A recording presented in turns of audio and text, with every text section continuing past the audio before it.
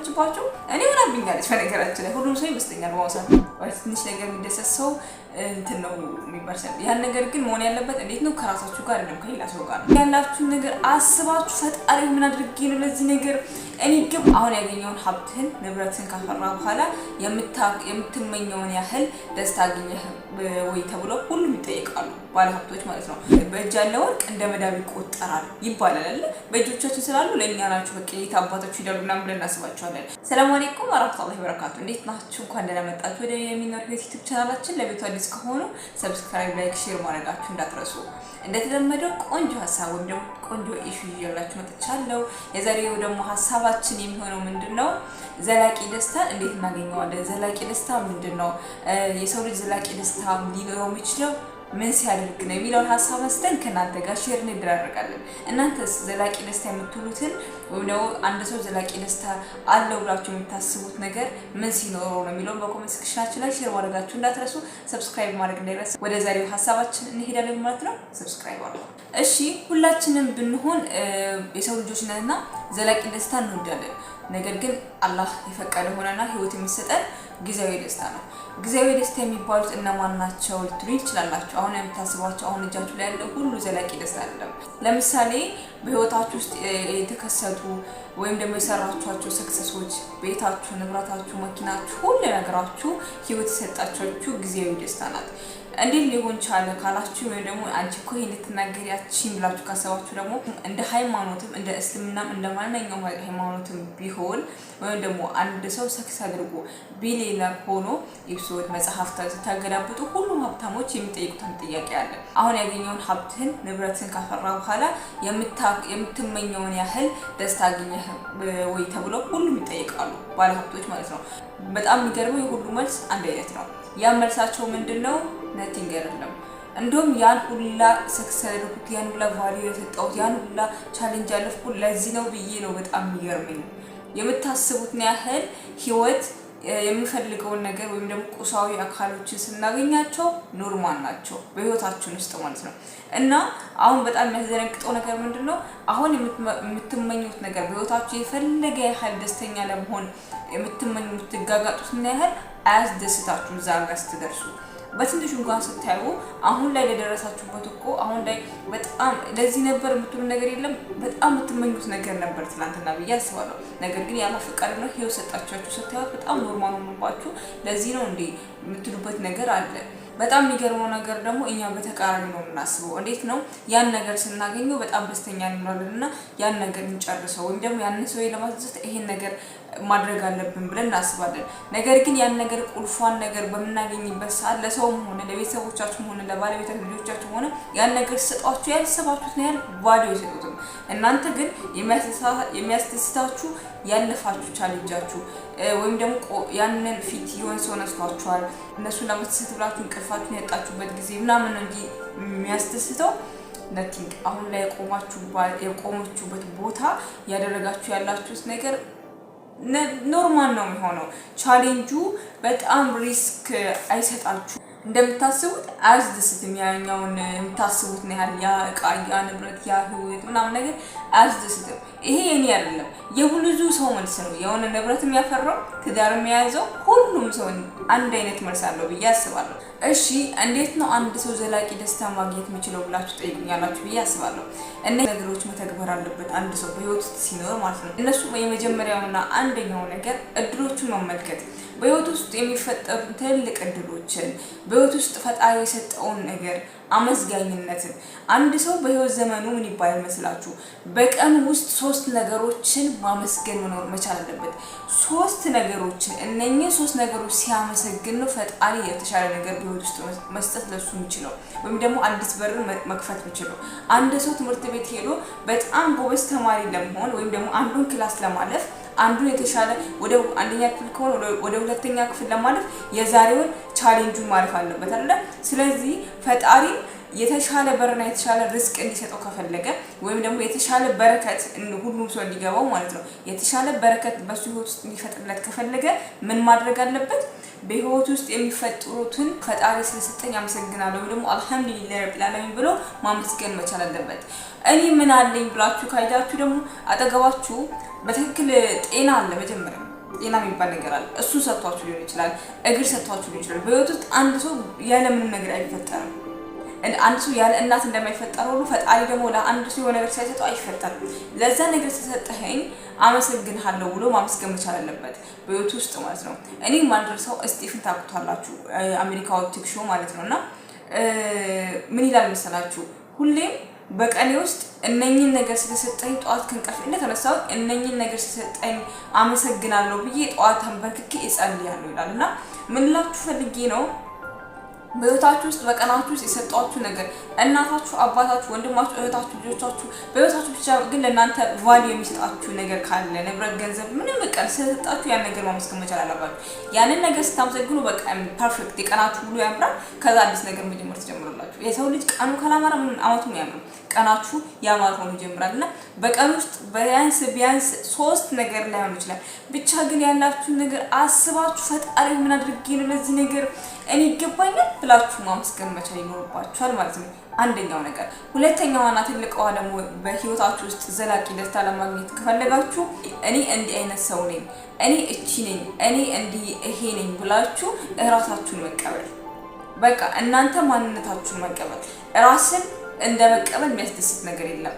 ጎበዝ ከሆንክ ሰነፍ ከሆንክ በቃ በህይወታችሁ ውስጥ ብቻ ያላችሁበት ሁኔታ መቀበል።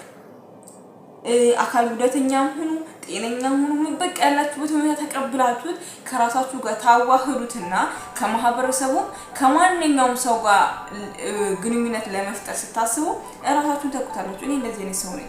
የምትወዱትን ማወቅ፣ የምትጠሉትን ማወቅ። አንድ ሰው የሆነ ነገር ሲናገራችሁ ነው እኔ ይሄኛው ሰው ነኝ፣ እኔ ይሄንን ነገር ማድረግ ነው ይችላል የምትሉበት ኮንፊደንስ ሊኖራችሁ ይገባል። ያንን ነገር ስታውቁ እኔ እኮ እንደዚህ ነው ማለት ይሄ ነው ይሄን ነገር ያገኛው ለማለትና ለማመስገንም ሆነ ፈጣሪያችሁን ለሰጣችሁ ነገር ለመደሰት ደስተኛ ትሆናላችሁ። ምክንያቱም ለምን ራሳችሁን ተቀብላችሁታል፣ ራሳችሁን አውቃችሁታል። ራሱን ያወቀ ሰው ደግሞ በቃ ሁሌም ቢሆን ፐርፌክት ነው፣ ፐርፌክት ሆናላችሁ በነገሮች ሁሉ። እና ምን ልላችሁ መሰላችሁ? ሁለተኛዋና ትልቋ ነገር ሁሉ ታውቃላችሁ፣ በህይወታችሁ ውስጥ ራሳችሁን ጠንቅቃችሁ ማወቅ። ራስን ጠንቅቆ የሆነ ሰው ስታስሱ እስኪ ሰው እኮ ይሄ ሰው እኮ ለማለት አይሆንም፣ እንደዛ አይሆንም። ሰው ነው ጨርሳችሁ ተወኩት። ሰው ልጅ ምስኪን ሲባል የሆነ ሰው ወንድሜ ምን ይለኛል መሰለች? እቺ እኮ ምስኪን ናት ነው ራስሽ ምስኪን ይለኛልና የሰው ልጅ አታውቁትም፣ በቃ አታውቁትም። ስለዚህ ማድረግ ያለባችሁ ራሳችሁን ማወቅ ነው። ኦኬ ራሳችሁን ታውቁትና ማንኛውም ነገር ንብረት መጣ፣ ሰው መጣ፣ ምንም ነገር መጣ ራሳችሁን እዛው ታዋሂዳላችሁ ማለት ነው። በስራ ዙሪያ ባለቃችሁ ዙሪያ በቃ ያን ሰውዬ ራሳችሁ ስለምታውቁ ኦኬ ይሄ ነገር ከኔና መቀነስ አለበት ወይም ደግሞ ከሱ ላይ ነቀቀንሺ ለራሴን ግልጽ ማድረግ አለብኝ ብላችሁ ራሳችሁን በኮንፊደንስ ትገልጻላችሁ ማለት ነው። እና ምን ማድረግ አለባችሁ? ሁለተኛው ራሳችሁን ጠንቅቃችሁ ማወቅ። ከዛ ደስታችሁ ይጨምራል። ዘላቂ ደስታ ለማግኘት ይሄን እንኳን ብዙ ሰው ያውቃል ብዬ አስባለሁ፣ ግን ማንሳት አለብኝ። ሶስተኛው ሀሳብ ምን ተቃላችሁ? መልካም ስራን መስራት። መልካም ስራን መስራት ደግሞ አለ። መልካም ስራን መስራት ማለት በቀናችሁ ውስጥ በቃ አንድ ሰው ያስደስቷል የምትሉትን ነገር ለሆነ ነገር ማድረግ። ቤተሰቦቻችሁ ብዙ ጊዜ ምን ይባላል ምን ይደረጋል መሰላችሁ? እኛ ጋር እርዳታ ምናምን ማብላት መመገብ ምናምን ይመስላል። እና ትንገረላ አንድ ሰው ያስደስቷል ብላችሁ ካሰባችሁ ሀሳባችሁን ልትረዱት ትችላላችሁ። በምላሳችሁ አነጋገራችሁን ልትረዱ ትችላላችሁ። በእስልምና ምን ይባላል? አንድ ሰው በጣም ተጨንቆ ከሆነ ያን ሰው ያቅፈህ አባብለህ ጀርባውን አይዞህ ብለህ እንደማዳበስ ትልቅ ሱና የለም። በቃ የተወደደ ነው። ሱና ማለት በእስልምና የተወደደ ነገር ማለት ነው። ወይም ደግሞ ትልቅ በፈጣሪ የሚወደድ ነገር እንደማለት ነውና ሱና ነው፣ የተወደደ ነው። ይሄ እንደሚያሉት ረሱላችን ነብዩ መሐመድ አለይሂ ሰላም ናቸው። እና ምንድነው አንድ ሰው በምንም ነገር ማስተሰት ትችላለህ ማለት ነው። አንድ ሰው ብሎ ምናምን ነገር አንተ ጋር ታፍሶ አንተ ጋር የሚተማመንበት ሰው ማለት መሆን ማለት ትልቅ ነገር ነው። ከቻላችሁ የምትችሉትን ነገር ለሰዎች እርዳታ ማድረግ እንዴት ነው በጎ ፍቃድ ላይ መሳተፍ ምናምን ሊሆን ይችላል። ብቻ በቀናችሁ ውስጥ ምን ማድረግ አለባችሁ? ሶስተኛው መልካም ስራ መስራት፣ መልካም ንግግር መናገር፣ መልካም ሰደቃን ማውጣት ለቤተሰቦቻችሁ፣ ለእናታችሁ አባታችሁ። እናትና አባቶቻችሁ እኮ ምን ነገር ባሰጧችሁ ሄይ እንዴት ናችሁ ምናምን ብላችሁ ስታወራችሁ ደስተኛ ነው እና የእነሱ ደስታ ደግሞ እናንተ ጋር ይመጣና የእነሱ ዱዓ ቀኑን ሙሉ አስቡት። ምንም እኮ አላደረክ ምንም ሳታደርግ ቀኑን ሙሉ አሲደረግልክ ይብሉ እና ትልቁ ነገር ምንድነው? ትልቋ ነገር በህይወታችሁ ውስጥ መልካም ስራን ለመስራት ሞክሩ። በምትችሉት ነገር ምንም አይኖራችሁ የላችሁም እኮ ግን በሌላችሁ የላችሁም። ግን አንድ ሰው ግን የሆነ ነገር አለው በቃ ጥሩ ንግግር ያለው ሰው አለ፣ አንዳንድ ሰው ጥሩ ገንዘብ ያለው ሰው አለ፣ ጥሩ ምግብ ያለው ሰው አለ። በቃ በህይወት ውስጥ የሆነ ሰው ነገር አለው እና በዛ ነገር አይዞ ማለት መቻል ራሱ ትልቅ ነገር ነው እና በጎ ነገር ነው። በጎ ስራ ስሩ። ሶስተኛው ደስተኛ ዘላቂ ውስጥ ደስተኛ ለመሆን በጎ ስራ ስሩ። ሶስተኛው እቺን እንኳን ብዙ ሰው ማለት ነው። አራተኛው ምን ነው ታውቃላችሁ? ብዙ ሰው ይላል እንዲህ ይባላል፣ በትንሽ ነገር አትደሰቱ ምናምን የሚባል ሰው አለ። በትንሽ ነገር የሚደሰት ሰው እንትን ነው የሚባል ሰው። ያን ነገር ግን መሆን ያለበት እንዴት ነው? ከራሳችሁ ጋር አይደለም ከሌላ ሰው ጋር ነው። እንዴት ነው? ብዙ ነገሮች ብርቃችሁ እንደሆነ ለሆነ ሰው ካሳያችሁ ጅል አድርጎ ያያችኋል ይባላል። ናቲንግ ይሄን የታወቀ ነው። ግን ከራሳችሁ ጋር በትንሽ ነገር መደሰት ፈጣሪ በህይወታችሁ ውስጥ ለሚያደርግላችሁ ትንሽ ነገሮች ሁሉ ምንም ነገር ይሁን መደሰት። አልሐምዱሊላህ ረብል ዓለሚን ምን አይነት ነገር ነው? እኔ ምን አድርጌልህ ነው? በቃ ጠዋት ተነስቶ አንድ ሰው ቡና ጠጥቶ መደሰት፣ ፀሐይን እያየ መደሰት፣ ተፈጥሮን እያደነቀ መደሰት። አንዳንዴ ቁጭ ብላችሁ ኢማጂን አታደርጉ? እኔ ግን ኢማጂን አታደርጉት ነገር እንዴት ነው እንደዚህ ልፈጠር ቻልኩት? እንዴት ፈጠሩ ፈጣሪ አካል እንዴት እንደዚህ አይነት ሰው ሆንኩኝ ምናምን ብላችሁ ኢማጂን እያደረጋችሁ ወይ ፈጣሪ ስራው ግን ምናምን የሚባል ሰው አለ። እቺን ዓለም ፈጥሮ ግን አሁን ዓለም ጠባ በጣም ትንሽ አልሆነችባቸው። እኔ ሆናብኛለች በነገራችን ላይ ሁሉም ሰው ይመስለኛል በወሳት ድሮ የሆነ አሜሪካ ሲባል ምናምን የሚያስገርም ነገር ፈጣሪ ስራ ሆነና ያስገርማል። እና በትንሽ ነገሮች እያሰባችሁ ራሳችሁን ለማስደሰት ሞክራችሁ መደነቅ መቻል የራሱ የውስጥ ደስታን ያመጣል። ተፈጥሮ እያደነቃችሁ ጠዋት ተነስታችሁ ቡና ስለጠጣችሁ ሊሆን ይችላል፣ ፀሐይ ስላያችሁ ሊሆን ይችላል፣ ብቻ ግን ልጆቻችሁ እያጫወታችሁ ሊሆን ይችላል። ብቻ ግን በህይወታችሁ ውስጥ በትንሽ ነገሮች ትንሽ ነገር አይደለም እኮ ግን እንዴት ነው በእጃችን ስላለ አንዳንዴ በእጅ ያለ ወርቅ እንደ መዳብ ይቆጠራል ይባላል አይደል? በእጆቻችን ስላሉ ለእኛ ናችሁ በቃ የት አባታችሁ ይደሉ ምናምን ብለን እናስባቸዋለን። አንዳንዴ ጠዋት ተነስቶ ተፈጥሮ ማየት ማይችል ሰው አለ፣ ቡና መጣት ማይችል ሰው አለ። ቀን በቀን ሰርጀሪ የሚያደርግ ወይም ደግሞ ኮላይቱን በቀን እየታጠበ ኦክሲጅን እያደረገ የሚኖር ሰው አለ። ያን ነገር በነፃ ስላደረግኩ ስለተነፈስኩኝ ራሱ አመሰግናለሁ ብሎ ራሱ መዋል ትልቅ ነገር ነው አለ። ስለዚህ ትንሽ ነገሮች መስለው የሚታዩ ነገር አሁን እኛ በቃ ስላሉ በእጃችን ትንሽ አድርገን ነው የምናያቸው፣ ግን ትንሽ ነገር አይደሉም። እኔ ትንሽ ስላልኳቸው አይደለም፣ ግን በእጃችሁ ስላሉ ትንሽ አድርጋችሁ ስለምታዩ ብቻ ባሉት ነገር በትንሽ ነገሮች መደሰት መደነቅ ብትችሉ ከራሳችሁ ጋር ዘላቂ ደስታ ታገኛላችሁ ማለት ነው። አምስተኛው ግን ሁሉም ሰው ሊኖረው ይገባል ብዬ አስባለሁ። ግንኙነቶችን ጥብቅ አድርጋችሁ መያዝ። እውነት የሆኑ አንዳንድ ሰዎች በቃ እውነት ናቸው። በህይወታችሁ ውስጥ ጭማሪ የሆኑ ሰዎች አሉ። በቃ አወቃችኋቸዋል። አንዳንድ ሰው ደስታ ያቀል፣ አንዳንድ ሰው በቃ ደስታ የሚሰሰው አለ። አሁን እኔ ምንም ሀሳብ ብሰጧቸው ፐርፌክት የሚያደርጉላችሁ በዚህ መንገድ ብታደርጉት ጓደኛችሁ ሊሆን ይችላል፣ እህታችሁ፣ ወንድሞቻችሁ፣ ቤተሰቦቻችሁ፣ እናቶቻችሁ ሊሆን ይችላሉ። በህይወታችሁ ውስጥ እነሱን ስታማክሩ ነገሮቻችሁ ሁሉ ቀለል የሚሉ ምንም እንኳን አላደረጉም ግን ያልቅላሉ። በቃ ቀን የሚያሳምሩ አንዳንድ ሰዎች ቀን ያሳምራሉ። ንግግራቸው፣ ድምጻቸው ቀን የሚያሳምራሉ። አይዞሽ በቃ አይነቲንግ በቃ እና ልጆቻችሁ የደስታችሁ ምንጭ ባለቤታችሁ ሊሆን ይችላል፣ እናታችሁ ልትሆን ይችላለች። ግን እውነተኛ ግንኙነቶች በስራ ባልደረባችሁ ሊሆን ይችላል። እውነተኛ የምትሏቸው በዙሪያችሁ ውስጥ የኔ ነው እኔ ደግሞ የሱ ነኝ ብላችሁ የምታስቧቸው ነገሮች ግንኙነታችሁ ጥብቅ ማለት አለመፋታት። እነኛ ነገሮች ደስታ ይሰጣሉ። እሱ እኮ ለኔ ያለልኝ በቃ ምንም ነገር ቢፈጠር በአንድ ሰዓት አንድ ደቂቃ ደውለህ ስልክህን መመለስ የሚችል ምንም ነገር ውስጥ ቢሆን ስልክህን ለመመለስ ዝግጁ ነው ሰው አለ፣ አንዳንድ ሰው ማለት ነውና እነኛን ሰዎች አጭር ደውል አድርጋችሁ ይችላል፣ ዘግታችሁ አንድ ሜሴጅ አድርጋችሁ ይችላል። ነገር ግን በቃ አይተው ምናምን የሚመልሱ ወዲያው የሚመልሱ ስልካችሁን ለማንሳት ምንም አይደብራቸው። በቃ እናንተ በመደወላችሁ ብቻ የሚደሰቱ ሰው ልክ እንደ ከፈጣሪ በታች ልክ እንደ እናታችሁ እንደ አባታችሁ እና በህይወታችሁ ውስጥ እነኛን ግንኙነቶች ማጥበቅ።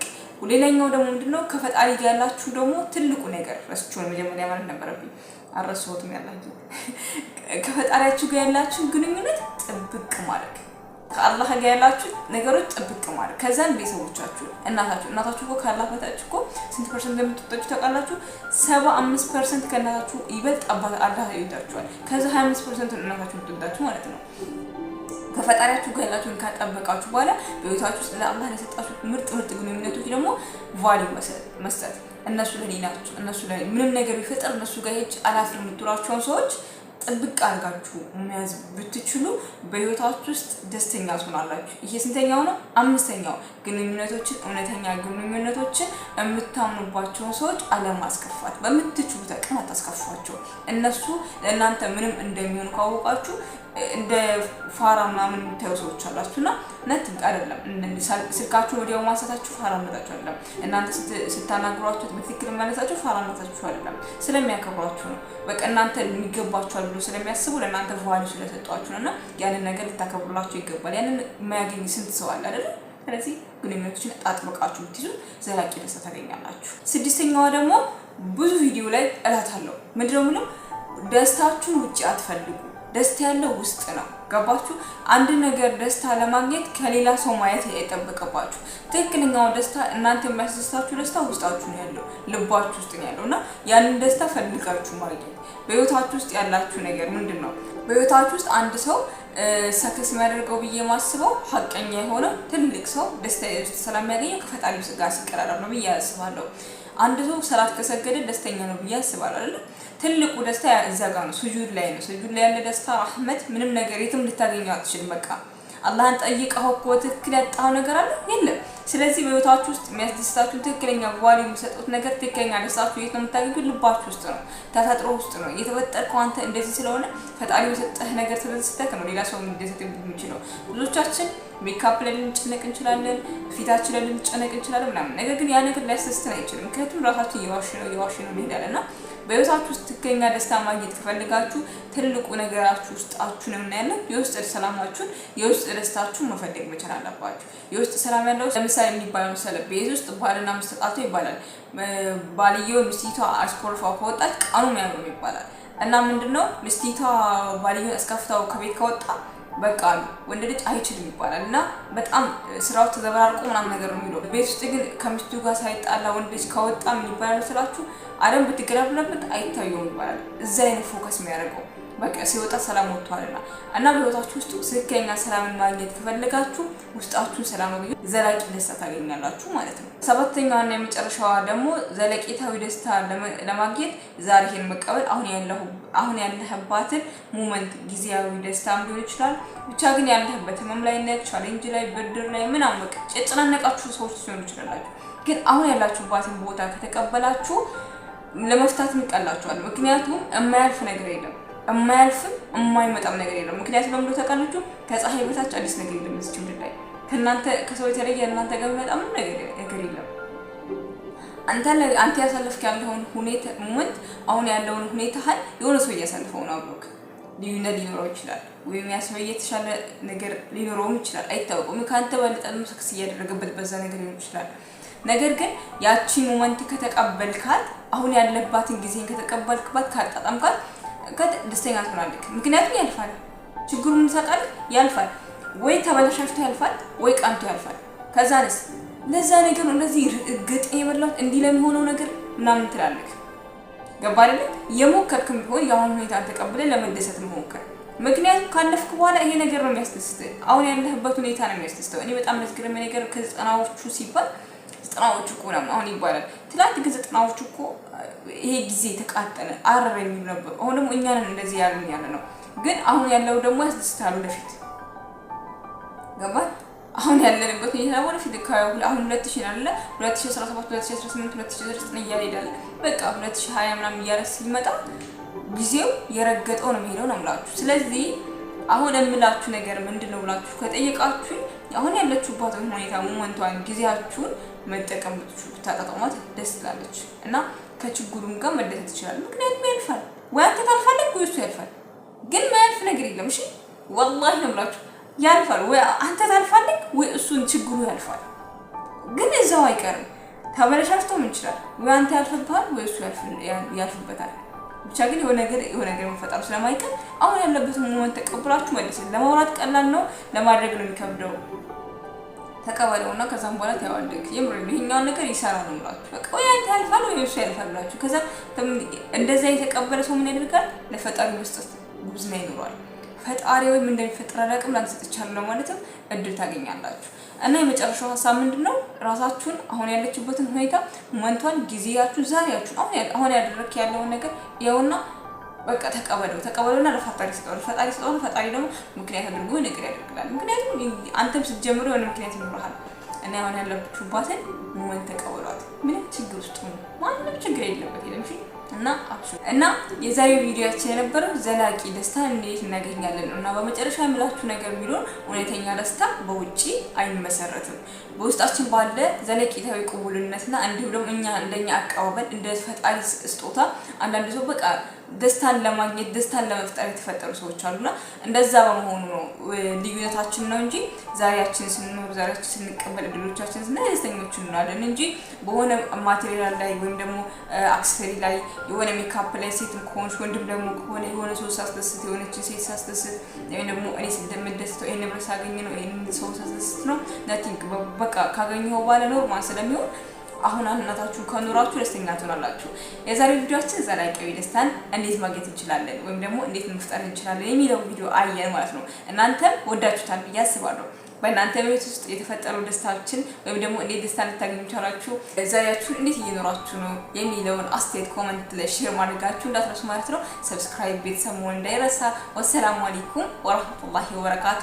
በቀጣይ ምርጥ ሀሳብ ምርጥ ቪዲዮ ይዤላችሁ እመጣለሁ። ሰላም አለይኩም ወራህመቱላሂ ወበረካቱ። ወዳችኋለሁ። ሰብስክራይብ አድርጉ።